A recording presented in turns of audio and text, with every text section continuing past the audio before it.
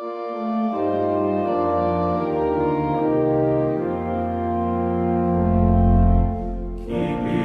the real Reformation alive, one topic at a time. Doth protest, doth protest, doth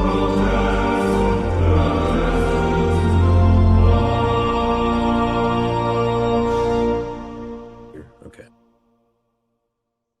Hello, everyone. You're listening to Doth Protest, a podcast on Reformation history and theology. It's been a month hiatus. It's been so long that I almost forgot, once again, the title of our podcast, but I remembered it. And so here we are, me, Drew, James is with me as well, the two of us. We're here to debrief or discuss, well, both really, the Anglican Way conference, which happened in, when was that, James? Mid-February, I think. Mid-February. I can't believe, we meant to do this a little bit sooner than now, because here it is. This is April 3rd as we're recording, and of course, people can listen to this whenever they want. But um, yeah, the Anglican Way Conference, and Anglican Way is a publication, it's a magazine that's put out through Prayer Book Society. And I guess, I don't know, James, have we discussed Prayer Book Society at all on this podcast? Probably not. No, no, I don't think Um, so.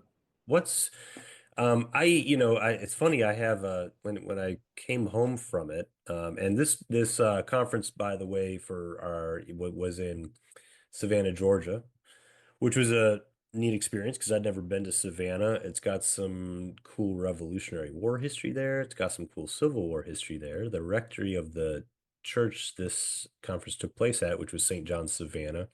Well, St. John's Savannah, first off, is one of like I think five Episcopal churches in the country that still use the 1928 prayer book. Yep. Interestingly enough, there's two Episcopal churches in Michigan, so two of the five are from my home state that still use the 28 prayer book, and I think there's one in either Arizona or New Mexico. And you might know, James. I don't know. This is what I know, but if you know of Yeah. any, um, you know, Well, I mean, the main one I ever know about was St. John's, and then there's St. John's in Detroit. that's Michigan. Um, And this yeah, is St. John's, St. John, the first St. John's you said, of course, I think you mean in is Savannah. Yeah, Savannah. And that's where we were for this conference. So, yeah, and the rectory, yes, was used by during the Civil War was when Savannah was occupied by Union forces. General Sherman used it as his lodging and headquarters with the house, which at the time belonged to, was it a prominent doctor, medical doctor? I yeah. think, It sounds right. yeah. And then the church bought it in like the early 20th century. Excuse me if I'm getting the facts right, the early 20th century. And it's they don't the whole house. It's a big, it's a big, old money house. It's not the rector doesn't get it all. He stays in the back, which kind of looks like it could have been the maybe the slave quarters. I don't know. I could be wrong on that, but I mean, and that in itself is it's probably a good accommodations even in the back of the house there. The rector stays there. The rest of the house is open for public tours as you and I took one while we were there. Right. So yeah, cool town, cool history, Spanish moss trees and stuff in the center square there, the town pretty visually just a really cool town. James, I know you weren't a big fan because you like Charleston more. Well, being from South Carolina, I felt compelled to not be a devotee of Savannah. Um, but there's nothing wrong with Savannah. It was a beautiful city. I had never been there before myself, and I thought the layout was really pretty um, and yeah, I mean, I thoroughly enjoyed it. I think the town was very interesting, and the people at St. John's were very hospitable, so that was Yeah. good. It's not a very big town for a town I feel like I've always heard about. I've always heard about Savannah, Georgia, but it's like Right. 150,000 people live there or something. I'm like, wow, Yeah. so yeah, so we were there. we were at this conference, which took place, yes, at St. John's. It was the Anglican Way Conference. I'm opening the link here because there were just to kind of refresh myself, there was a series of the it was mainly speakers, all theologians, several, PhD holding academic theologians, a Right. couple, several who are both scholars and clergy, like Ashley Null, who I imagine we'll probably be talking about the most on here. Yep. He gets all the attention, Ashley Null. And yeah, that was it was a lineup of speakers, and A I enjoyed former, it overall. We didn't, sorry. uh, a former um, person who had been on our podcast, Peter Yeah, we had Robinson, a was. couple people that have been on the Oh, and podcast. Drew Keene, of course. Yeah. Yeah. But let me just Yeah. go, I'll list them. We had Torrance Kirby spoke. He's the professor of ecclesiastical history at McGill University. It's Samuel Fornecker, who's associate rector of St. Andrew's Anglican Church, Mount Pleasant, South Carolina.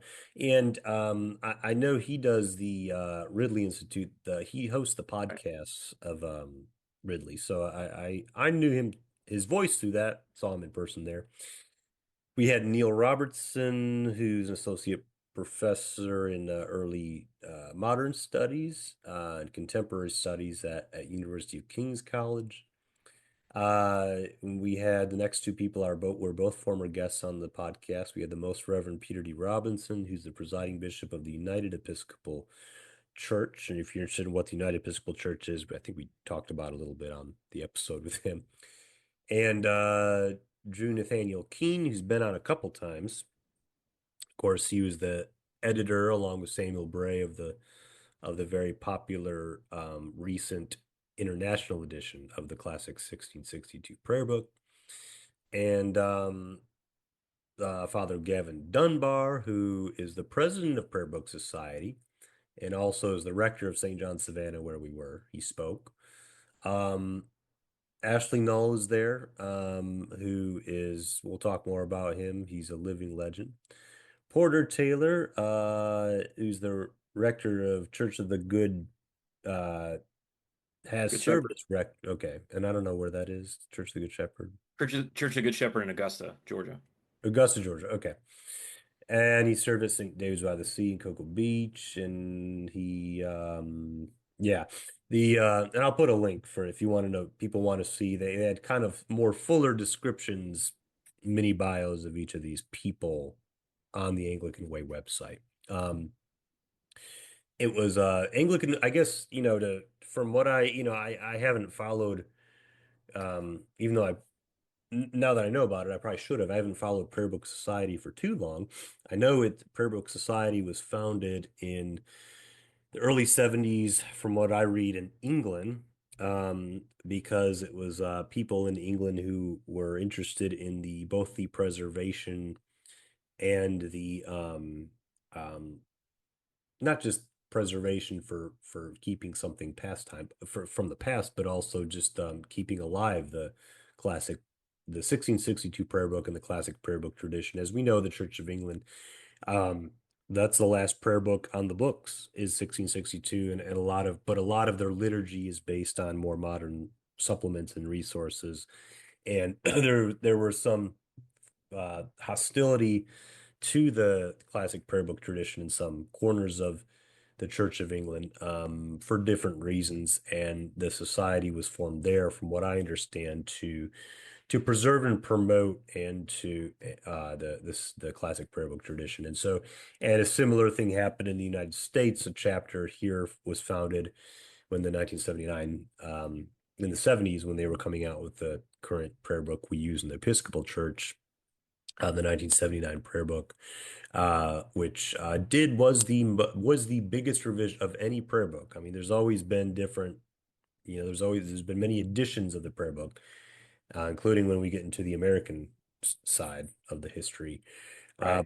But most of them have retained very, fully and faithfully the classic prayer book the prayers, the collects, especially like the Eucharistic prayer, much of comes from the pen of Cranmer. And so a lot of this, this conference, and maybe the prayer book, and we'll get into maybe some of the tensions that I think you and I sensed at this conference, Oh because yeah. there's lots of high church, maybe you want to call them Anglo-Catholic, but people drawn to the prayer book society because they love the ornate language of the old liturgy. But there was also a lot of reformationally minded Anglicans who've always been interested in the society because it's really about promoting Cranmer's theology and Cranmer's liturgy. And so, we saw some of that tension there, which we can get into in a little bit, but also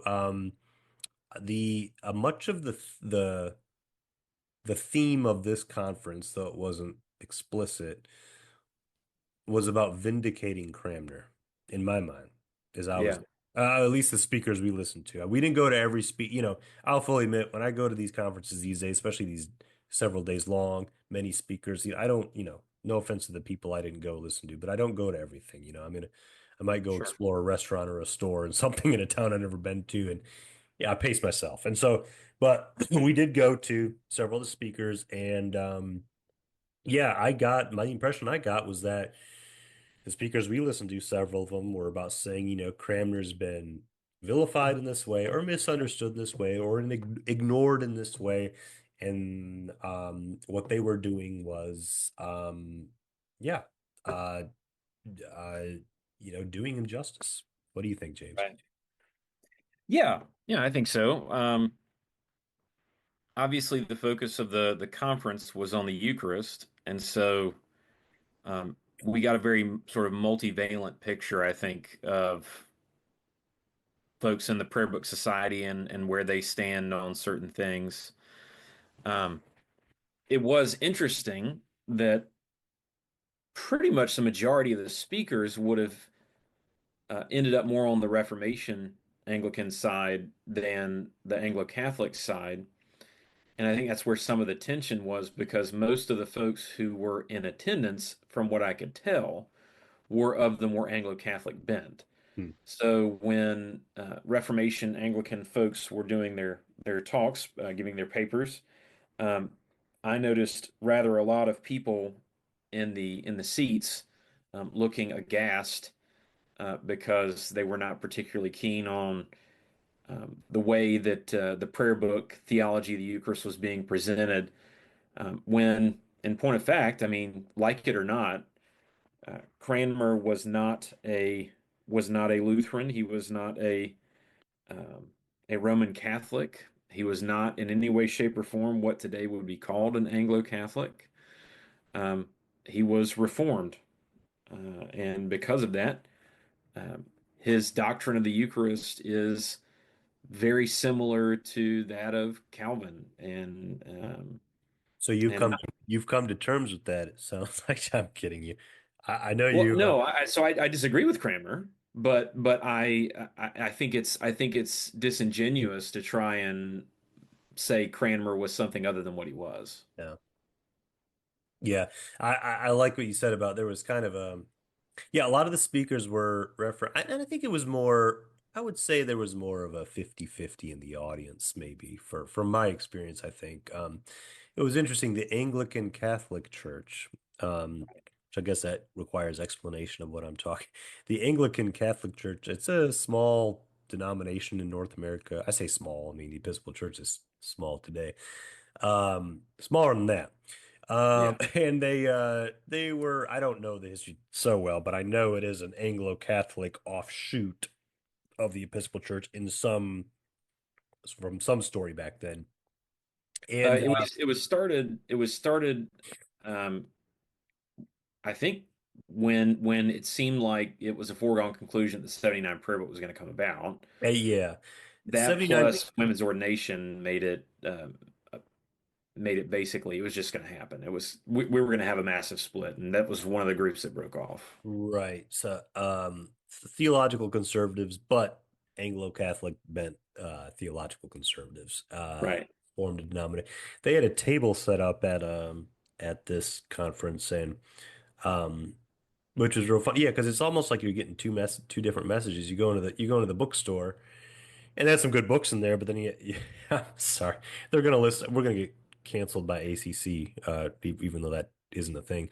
Um, but yeah, you're getting the Anglo-Catholic, very pure Anglo-Catholic type of, message on that table, and then you go listen to the conference, and it's all, yeah, reformed. So it's just interesting, but yeah, I so there were some tensions between Yeah, those, but that's always kind of, and I think whenever you gather, and this is where I mean, I have Anglo-Catholic friends and colleagues. You can't get away from them. I mean, you have to learn to live with them, and I have, some good friendships with some Anglo-Catholic friends and colleagues, and I think, I don't know how to say this. I'm trying to think how to quite exactly say this, but when, you have people who are interested in the church not jumping onto every single cheap slogan, cheap, I'll just say it, cheap progressive slogan in the culture war, and you want to uphold and be a creedal church upholding our basic Christianity 101 principles. The Anglicans who have that mindset, they're usually either Anglo-Catholic or evangelical, or maybe you could say Reformational Reformed. Like there's those, it's those, and so there's going to be those tensions in theology still, but there's still, you know they can meet on a lot of things, so right. um I would say that, for that, but anyways, all the theological tensions aside, yeah, getting kind of to kind of the speakers and how they what they talked about, which a lot of it involved Cranmer, to Thomas Cranmer. I guess we can start with, I don't know, do you want to talk about Ashley Knoll or Sure. um Ashley Knoll, from what I understand, he spoke about Cramner's shift.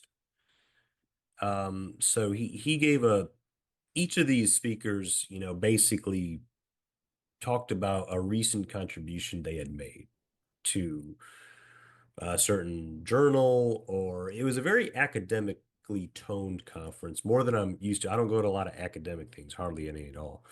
Sure. But it did have that tone to it, which, if you're not kind of used to that, it's kind of, like for me, I mean, it's kind of, a challenge. But Ashley Knoll's such an engaging speaker, and I know Yeah. we brought him up on the podcast before, but he's recently been elected, even though he's not consecrated yet, as the Bishop of North Africa.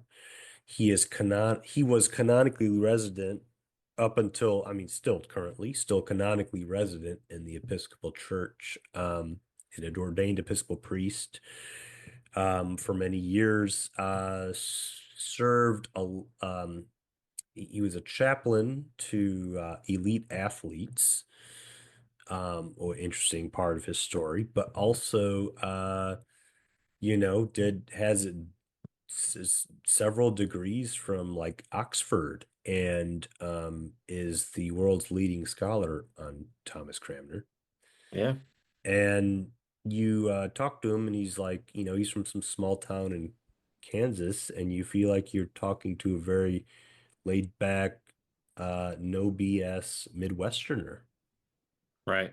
like the people I grew up around in Michigan. But maybe even more so than that, because he's from like rural Kansas. So, Right. Right. but he's so pastoral and so Yeah. brilliant. I mean, you don't get people like that every day. And so he's just, I've met him twice. I met him at an the EFAC USA conference in Dallas 2021. And so each time he's just, yeah. But so it's cool to see him present his paper. His paper is about Thomas Cranmer's shift, from kind of the 1530s to the late 1540s. He goes from he goes from well, I think it's important to say that for Cranmer, his theology of the Eucharist, what mattered to him most was not so much the elements and what happens to them, how exactly are we receiving Christ? It was more so what are the benefits for us, right? What does Yeah. the Eucharist do for us? Um, but that said, he did say something about the mode of presence, and Noel talked about it. Noel talked about how he went from pretty much, he wouldn't call it a Lutheran, Cranmer wouldn't call it Lutheran, but it was pretty much kind of a Lutheran view, or a view of the Eucharist Luther would have had.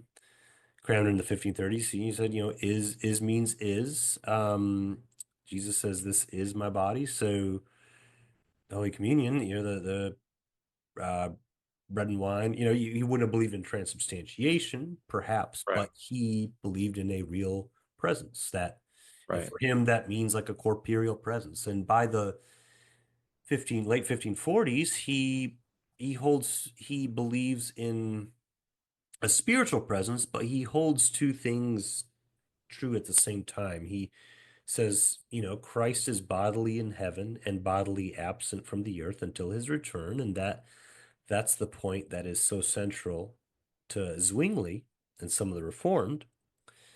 But then you'd also say you receive the real body and blood in the Eucharist, and that point is, Right. of course, so central to Luther. So Noel's talk was about like Luther and Zwingli, that seems contradictory because that's where Luther and Zwingli couldn't see eye to eye. But Right. Cranmer is stating both of those are true. So how is that? And he says a lot of people say Cranmer just, you know, didn't do any type of he wasn't a serious theologian. He didn't try to account for that. He just, said he was just, and I've heard, I don't know if the critics actually know what I was talking about says, but I've heard people say in some of the silly, typical modern narratives of Anglican that Cranmer was just a diplomat. He was trying to make the conservatives and the evangelicals happy in his time. Right. And so he just, he tried to appease to both of them. And so he didn't take a stance. He just kind of left a broadness to his, and that's not exactly why he took those simultaneous stands. So Right. yeah. Um, Well, I think one of the things that was made pretty clear was that um, Cranmer believes that Christ is truly present, but truly present doesn't necessarily denote bodily present, which for Luther is essential. That's what you were saying about is means is.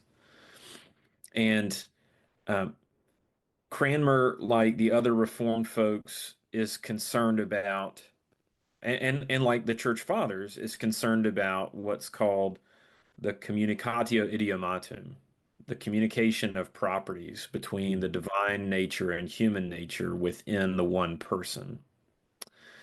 And the the Scylla and Charybdis that you sort of have to navigate with that is if the human nature is fully subsumed into the divine nature, then you end up on a sort of docetic Christ only seems human end.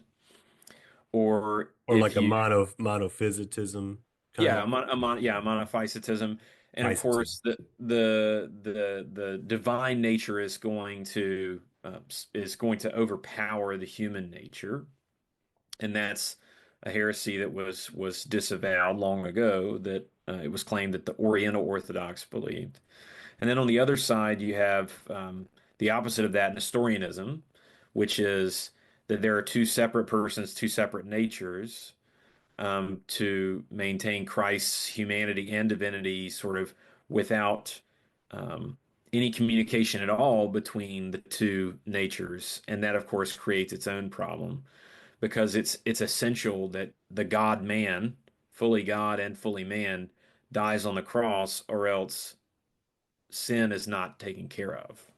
Hmm. So uh, the problem is that in much of the dialogue throughout the Reformation, what they were saying was that um, the Reformed were accused of being Nestorian, and the Lutherans were accused of being um, Monophysite. I think that's what Mhm. was being said, and so it ended up, when you're only hurling invectives at one another, there's no real conversation that can be had. And of course, Luther was top notch at invective. Um, so that never helped the conversation, but there is still a very clear difference between Luther and Calvin and Cranmer and all of them that um, that's a bridge that can't really be built. There's no way to really connect the two. Either Christ is bodily present or he's not. Um, so I don't know that I'm necessarily disagreeing with what was being said. I'm just saying that there's not a way to reconcile the two views in anything like a sort of honest portrayal of both. Does that make sense? Yeah, I don't know if I agree, but because I think where Boots are Oakley and Podius, Calvin and Cranmer, who are all pretty much united. I mean, there's some nuances, but all pretty much united. I think where they come from is the reconciliation between the Luther and Zwingli debate, which I think kind of was one dimensional. Because I think when you, yeah, I mean, man, I know you say that um, either Christ is bodily is present or he's not. I don't think that was the concern of the middle way party. I'll name it that. That's Sure. the Oakley and Podius, Bootser, Cranmer, Calvin. For them, they they would say Christ is bodily present to the believer because he is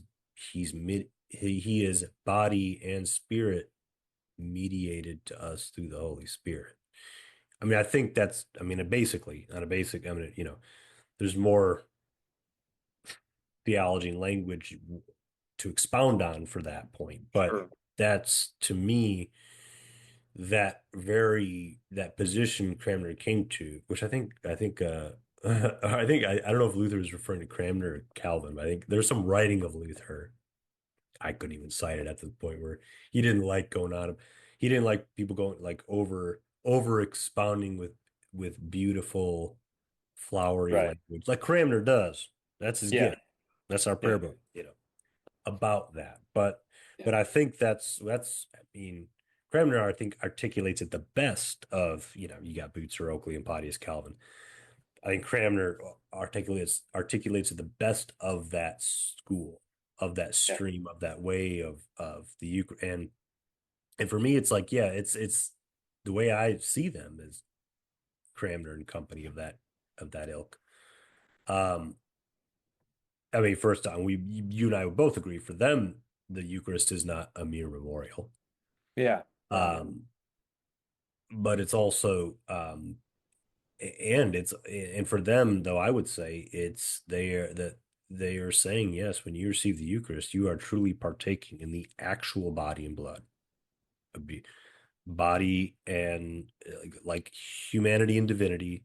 Yeah. You have a share in him through what you just partook in Holy Communion. I believe that's what they would say.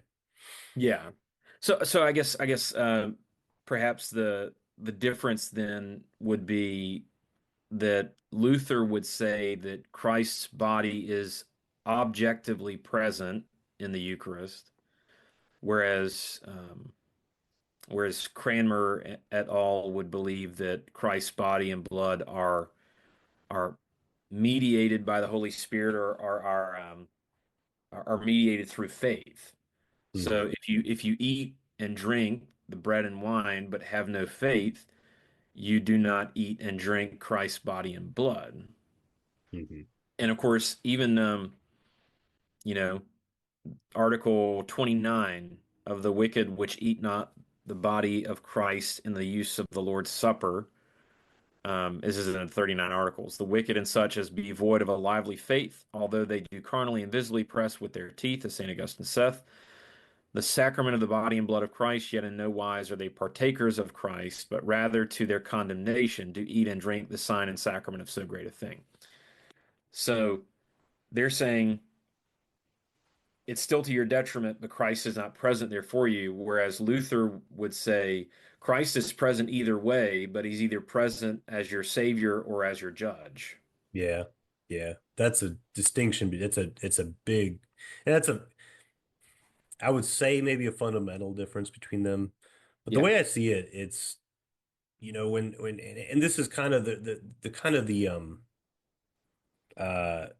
I don't want to say derogatory, but there's often the accusation call of receptionism Yeah, yeah. Hmm. given to Cranmer and folks like Calvin and Bucer and Oakley and Potties. The receptionist. It's all just subjective. If you have faith, yeah, Jesus is there. If you don't, Jesus isn't. And that's not, he doesn't comport with what Paul says, that you eat the body and blood either, to your salvation or to your condemnation. Right. But I'm like, I don't know. Is this kind of, it's like if you're eating and drinking to your condemnation, you're not actually partaking in Christ. If Jesus is judging, is condemning you, you have no share in him. You're not partaking in him. So it's like you're not actually receiving his body and blood. I mean, maybe it's just in what sense do we mean that?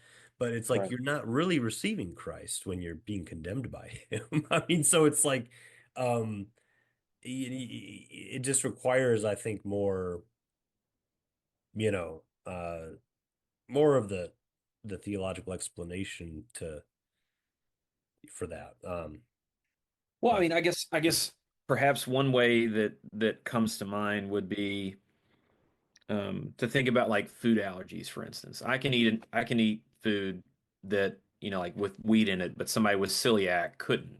mm, There's still wheat in it, yeah. um, but it's going to harm them and not harm me. Mm, So that's sort of how I view what's going on here. And ultimately, what I still maintain, even though I feel like this was not necessarily supported by what Dr. Null was saying, I still maintain that for those who have faith in Christ, I mean, Luther would say that faith is what gives you your Savior. mhm, Um, and Cranmer would say faith is what gives you your Savior. right. So ultimately, they arrive in the same place that Christ is truly present in Yeah. you and for you in the sacrament. It's just how is he mediated? And for Cranmer and Calvin and for others who were sort of the humanist bent and still sort of beholden to the scholastic system, they had to explain how, or they felt like they had to explain how Christ could be present in the bread and wine, whereas Luther says a man makes a promise, Mm, the man makes the promise and the man keeps the promise. mm. So he wasn't concerned about the mechanism or the method so much as Christ keeps his promises. Well, and I think what you said, Cranmer and Luther both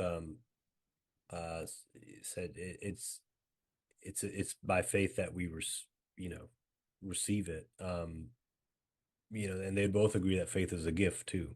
So, Right. So which Ashley Knowles greatly stressed. I think he said that the question Luther, I remember in his speech, he said the question that Luther had, how do I find a gracious God, was not the question that Cranmer had, which was how do I right, stop sinning? But right, right, Cranmer yeah, discovered that the answer to his question was the same answer.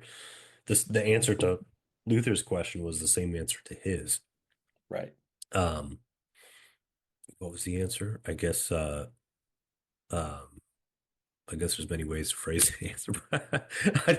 Justification by faith. Yeah, justification by faith. Yeah, And that, yeah. So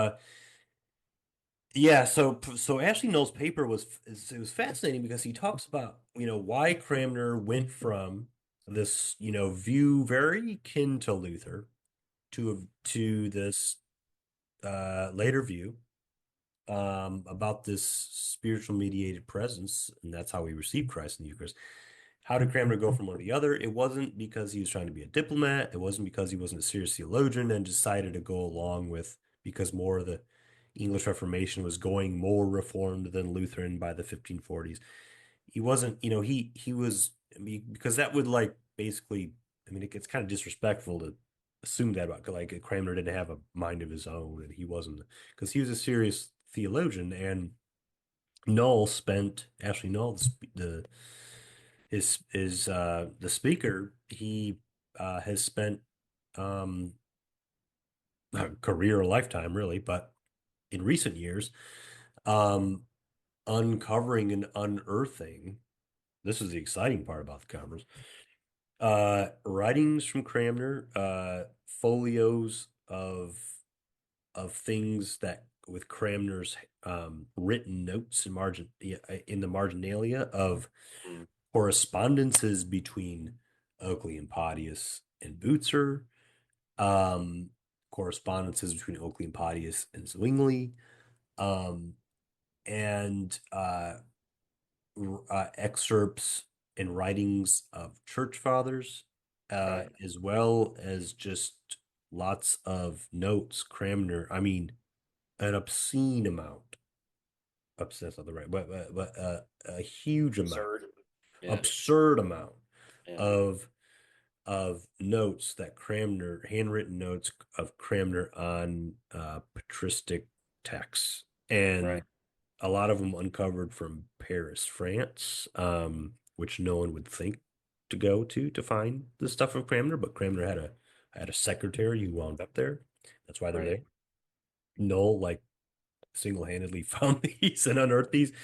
So he's kind of like the Indiana Jones of Anglican studies, of Cranmer studies, but man, that was an amazing part because it just like uh oh man, what a mic drop to Yeah. make all the Anglo-Catholics at the show mad. I mean, this guy Yeah. is, I mean, it's just proving that the founder of Anglicanism was a committed reformer who was serious, was was far Uh, from what a Tractarian would say about a lot of these things. And so, yeah, Right. And sort of the revisionist history, since in many ways the Tractarians have won the day, um, the revisionist history is that Cranmer was sort of he was there at the outset, but then Hooker really took up the mantle and took it towards a different direction. And then the ones who really recovered pure Anglicanism were the Laudians and the Caroline Divines, and that is a revisionist history. That's just objectively not true. And it's also not true that Cranmer was, um, you know, one of the things that Dr. Noel sort of said at the outset of his paper was people have thought for centuries that Cranmer was not a good patristic scholar. And yet, the more that's been unearthed about Cranmer and the more that his pieces of his library are coming back because of you could see the handwriting of his marginalia in different books, the more you realize that Cranmer had devoured so much of the patristic corpus. And yeah, then when you think about it and look at this at the 1549 and really more the 1552 prayer book, you see just how much Cranmer was a patristic scholar and perhaps arguably the best patristic scholar of his day. So it's a complete about face that I think is important for the scholarly um, world to accept and move forward with, and also to in many ways discredit some of that revisionist history yeah, of the post-Oxford movement, liturgical movement, yeah. um, at all. Yeah. Yeah. No, and it's and overall, I mean, yeah, I mean I love Cranmer and all, but the Tractarians also overlook. I mean, I know you said Cranmer is the best of his day. That may be true. I don't know. But I would say just a lot of reformers. And especially when you get into the kind of later 16th century going into the Yeah. 17th, when you have some of the I mean, you have some of the second, third generation people like Martin Chemnitz on the Lutheran side writing his stuff, and you got the scholastics on the Lutheran and Reformed sides. These guys are like quoting like church fathers and patristics like like nobody's business. I mean, it's Right. just everywhere. And so yeah, Protestants of the 16th, 17th, 18th centuries especially, and after that were immersed in the church fathers. They never thought of the church fathers as some like, you know, Catholic or some Roman Catholic thing. Like for Right. them, they were like important, texts of the Christian tradition and early Right. witnesses of the scriptural gospel proclamation. So it's like they were always drawing upon them. And so yeah, it's yeah, but really Ashley Knowles is talk was yeah, he was a boss, man. Like I mean, like, he Yeah. owned that. And then we had the Q&A after, like they had like the panel of all the people, not all of them, but all of people of the day who gave talks, and Ashley Knowles, everyone's questions directed toward him. Everyone wants to Right. talk to him. Everyone wants to engage with him, and all the speakers up there are interested in what he has to say. I mean, he's just, Right. he's that brilliant, gem of a churchman and scholar that, Yeah. Well, he's he's the he is star of a the show. titan. He is a titan of English history and English Reformation theology, and um, I mean, he's a student of Dermot McCulloch, which in and of itself already lends hefty credibility. Hmm. Because McCulloch is considered one of the foremost scholars of Cranmer and of English history as well. Hmm. Um, and so that's already, a big leg up. And some of the others who were presenting, I thought so. Like one of the papers, if we can transition to another one, Yeah, yeah, one of the we should, papers, because I don't want to make the other, if the other speakers are listening, they'll probably feel like when are they going to talk about me? So yeah. Well, Ashley's talking. one of the other papers that I think Dr. Knoll was very kind in saying that he and this speaker were saying the same thing was Neil Robertson's paper, um, Okay, yeah. which uh, Robertson's paper was. I'll pull up the title real quick. Um, Robertson's paper was The Augustinian Soul and the Prayer Book Eucharist. Hmm. And well, for one thing, he is credentialed, if memory serves, in political science, Hmm. which I'm not saying that if you're not credentialed in something, you can't talk about it because that's ridiculous, right? Yeah, my bachelor's is in political science. Right. But I mean, but it is, but I didn't quite feel like his paper and its argumentation were necessarily the best picture of the prayer book. I think that he was coming at Augustine from maybe a different angle than than Dr. Null. And I just found a lot of it seemed like sort of pandering to the Anglo-Catholic crowd. Um, refresh but me on what he said for about Augustine, because I know he was trying to root the I guess kind of from what I vaguely gather, kind of the ethos and I mean, we'll just take the term Anglican way. He was kind of trying to root the Anglican way as something very um Augustinian in nature. That's probably I probably just totally, but that's probably not the thesis of his paper, but that's kind of what I um gathered from. yeah, um, and this is all from, a month and a half uh, ago recollections, but if memory serves, one of the things that he was arguing was that the prayer book is sort of leading you in a direction of, this is my word, not necessarily his word, but sort of a more infused righteousness model, Mm, where the Eucharist is sort of progressively transformative for the person. mm, And I don't see that at all. I think that's more the model of the 79 prayer book, but for this the 1662 and for all the way back to 1552, 1549, Cranmer is not saying that this meal somehow makes you better. Cranmer is saying that this meal is eating the body and blood of Christ by faith, who is your justification, your sanctification, your salvation incarnate. And so it's not necessarily a progressive model, um, because infused righteousness is sort of the opposite of imputed righteousness. The prayer book would fall more, and the prayer book Eucharist would fall more into the imputed righteousness model, whereas it seemed like he was arguing more for an infused model. Is that your recollection as well? Well, it's starting to come back to me. I mean, for one, empirically, I don't see how the Eucharist makes people better and better week after week. Right, right, Certainly not myself.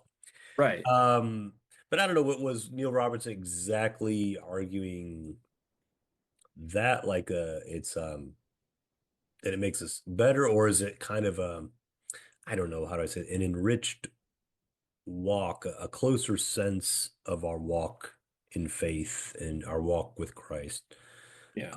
in which the Eucharist continues again. And I don't know how he related this to Augustine, but make something like that. Yeah, and I will willingly admit that the Yeah. infused imputed model is more later, like Thomas Aquinas. Right. It's not exactly Augustine. Of course, I mean it's kind of hard to pin Augustine on that. I mean, I think he has kind of a proto infusion type of Yeah, way of thinking about it, but it's he not the does. debate at the time. It's yeah. Well, Yeah, and sorry. I was just gonna say I don't have any interest in making a caricature out of his paper. I mean, Right. No. eventually they're going to release the videos of the talks, I think, and I would encourage anybody to go watch them because they were helpful. Hmm. But I just remember thinking, and from my sort of ruminations about it afterward, I remember thinking that it was perhaps not the best um, and most accurate presentation of the prayer book Eucharist. Yeah. Um the we listened to Drew Nathaniel Keene's talk.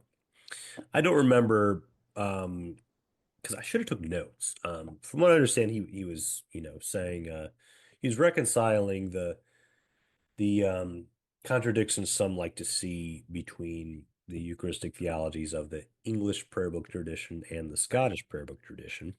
Right. Once they release the videos, yeah, that'll be now with Sam Fornecker. I Well, especially before we enjoyed. switch from Drew Keen, Yeah, sorry.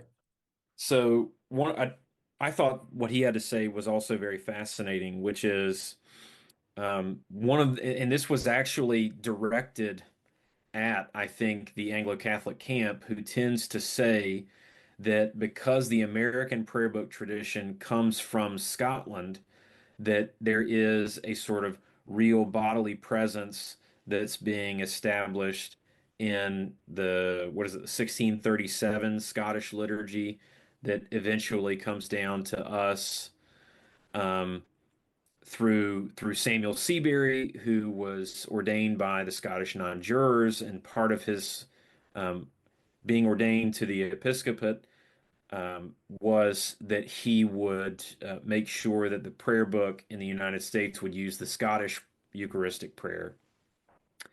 And what Drew Keen was saying was that in that iteration of the prayer book, the Scottish prayer book, the primary Eucharistic prayer was the 1662 prayer, and he said that the title of the prayer book was um, indicated that it was a slightly modified Book of Common Prayer 1662 with one extra Eucharistic prayer.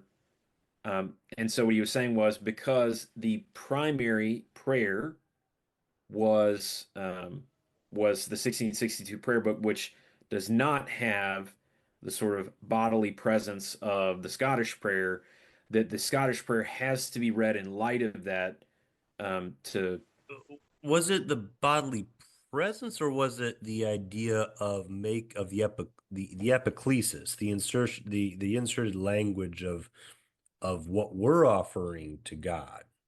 yeah, I'm sorry, you're Right, absolutely right. It was right. definitely the epiclesis. You're right. Yep. Because in the English, there's virtually no language of that type of.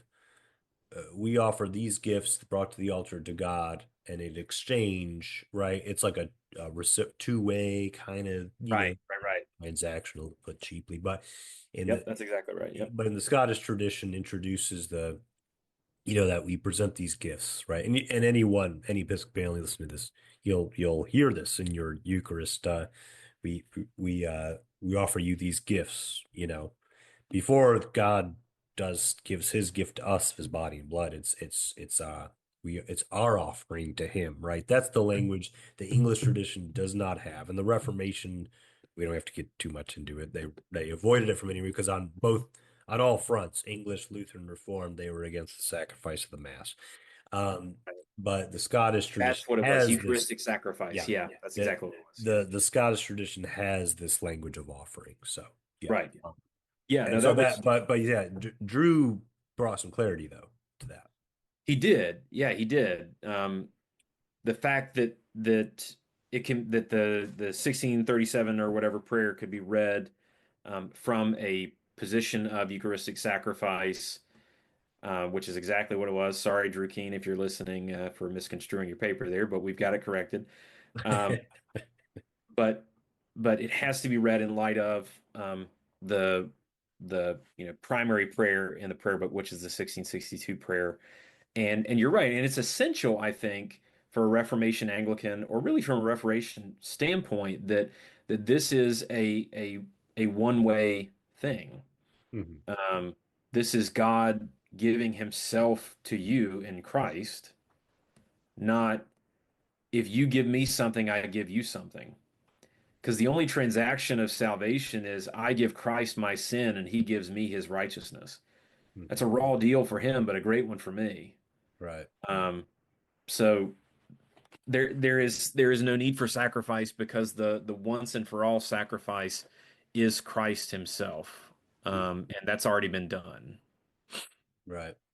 Yeah, Last one I'll mention, Samuel Fornicker.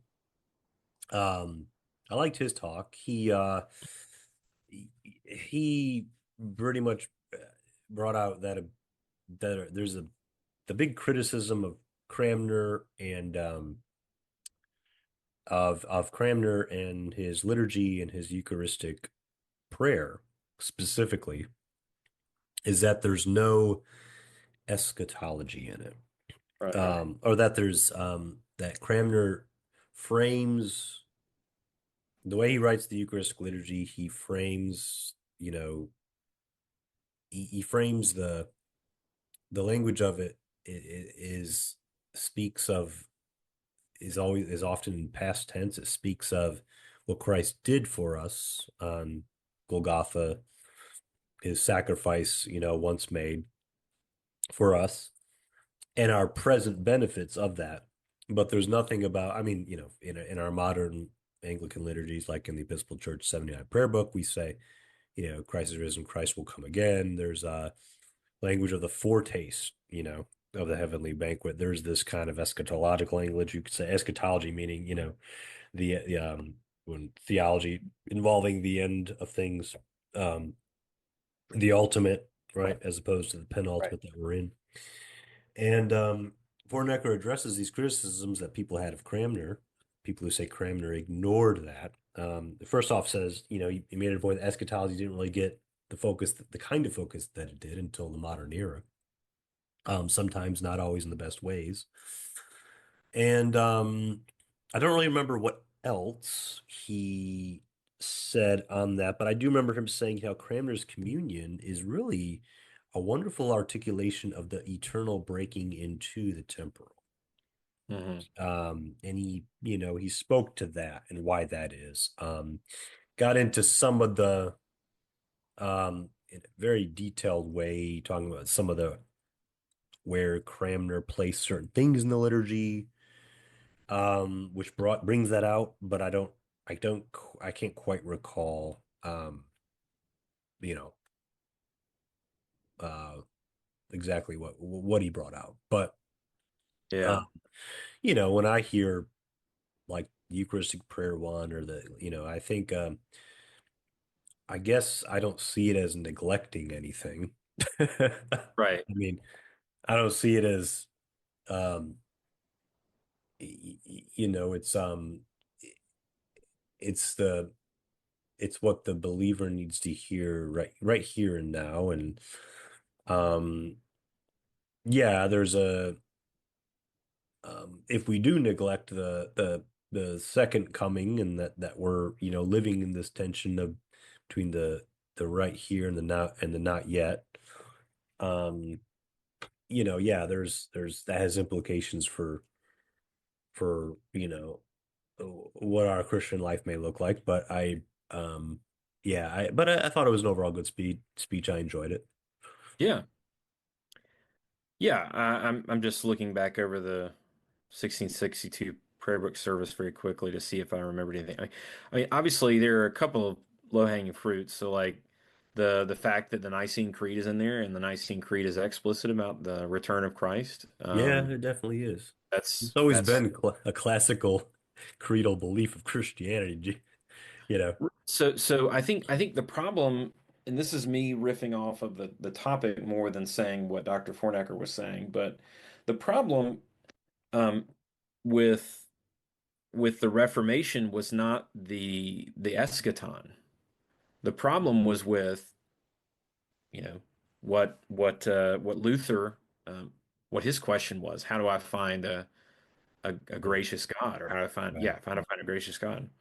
Um, and that's why the liturgies of the Reformation are so heavily focused on justification, which tends to sort of lean more into a present reality. Mhm. But the reason why it's implicit that the eschaton is there is because no one was denying that. Right, People, especially then. I yeah, mean, it's like this is back in the middle. You have Joachim of Fiore, Fiore, the late Middle Ages, the high Middle Ages, and into the early modern. People were obsessed with the end of times, so it's not like people weren't, you know, thinking on it and perhaps over dwelling on it. You know. right, right. Well, and who was probably the most famous apocalyptic voice of the 16th century, Thomas Müntzer, Yeah, right. Yeah. and so And we saw that very misguided eschatology of right, apocalypticism. And there was a right. guy, gosh, there was a guy in oh, what town was it? One of the Luther towns. It wasn't Wittenberg. Was it Eisenach? There was a guy who was like really out there, eccentric, like in like the late 15th century. Like Luther would Uh, have been right before there was some guy in Germany who I don't remember if it was Eisenach or Wittenberg, who was just like a you know it's just apocalyptic preacher guy. And you know was and and kind of prophesied Luther because he said the church is about to change or something, something like that. There's all yeah, kinds of that. And that I feel like a lot of that gave birth to paved the way for the Reformation. Some of that, you know, yeah. apocalyptic stuff going on in the I can't think of Reason his name. for some reason I wonder if it was Eisleben. It might have been Ice Laban too, yeah. Um, I'm looking to see, but I can tell you about I'm it. if if Dr. Roper is listening to our podcast, And she wrote about it in her Luther book. I feel like that's I where I know. So picked I up. I just read it recent. So I'm almost done with her book. It's excellent, by the way. I Which can book? her book on the Peasants' War. Oh, yes. That I we can did the episode for, yeah. yeah, I can belatedly recommend it.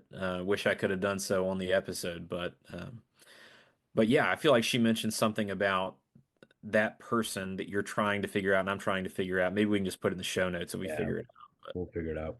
out. Yeah.